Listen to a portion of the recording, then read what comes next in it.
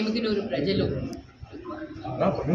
90,000కు మీదుగా నాకు ఇవాళ ఓటు వేసి అది తక్కువ మెజారిటీతో ఓడిపోవడం జరిగింది. నా పైన ఒక నమ్మకంతో కార్యకర్తలందరూ కూడా ఎంతో కష్టపడి ప్రతి ఒక్కరూ కూడా చాలా కష్టపడ్డారు. కష్టపడిన ప్రతి ఒక్కరికి, ఓటు వేసిన ప్రతి ఒక్కరికి, ప్రజలకందరికీ కూడా నేను ధన్యవాదాలు తెలియజేసుకుంటున్నాను. ఓటమి గెలుపు అనేవి తప్పకుండా ఒక పోటీ అన్న తర్వాత ఇవి సహజంగా ఉంటాయి. ఓటమి అని మనం ఎవరు కూడా, కార్యకర్తలు ఎవరు కూడా భయపడకూడదు. అందరం ధైర్యంగా ఉందాం. మరి ఒకసారి మనకి మళ్ళీ అవకాశం వస్తుంది 5 నిమిషాలు.